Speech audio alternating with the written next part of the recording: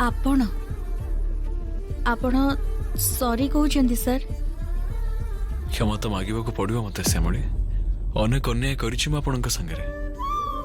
I am really sorry. थाउ ना sir, ए सब कथा हो किछि दरकार नहीं। दरकार अछि श्यामली, सतर तो दरकार अछि। मो जो सब अन्याय करिछि आपनक संगरे सेथि भाई मते आगुर आपनको बहुत सॉरी कहबा उचित थिला। जहाँ भी हो, बेटर लेट देन नेवर। अब आज ए कथा गुड़ाक आपको एकांतर कहबी बोली मो अलग भाव में आपको ये डाक आनिली।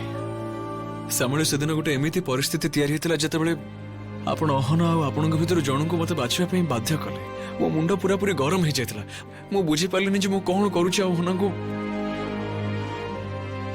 कौन से कनेक्शन तैयारी है आम दि जन भीतर।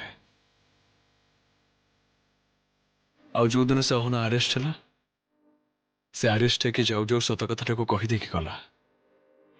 केमिति कौन से कनेक्शन तैयारी हम कहतु तो। कारण मोर जीवनटा तो केवल मात्र आपण। मते खराब लगिले मु आपणक पाखक आसे, मते भल लगिले भी मु आपणक पाखक आसे। मु विपद रे पड़ले आपणक पाखक आसे, किछि कहबा पई चाहिले मु केवल आपणक पाखक ही आसे। आ जतबे किछि कहि पारे ना सेतबे आपण निजे निजे बुझे जानते। जड़े लाइफ पार्टनर तो ठीक एभଳି हवा उचित।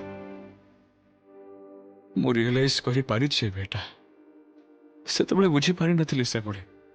केवल मात्र मोर मेल इगो पई मु अटकी रहिथिले। आपण मते बारंबार अहना विषय रे सतर्क करि चलिथिले। आपण अनेक थर मते बुझिबा पई चेष्टा करिथिले, किंतु मु बुझिबा को चाहिनी। काहे जानते? केवल मात्र आपणक पाखरे मु हारिबिनी बोली। मु अनेक अन्याय करिछि आपणक संगरे, अनेक भूल करि सारिछि।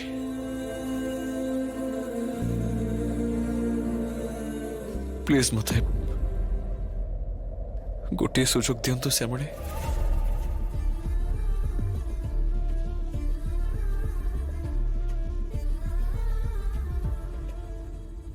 मते गोटे थर क्षमा करदेवे आप।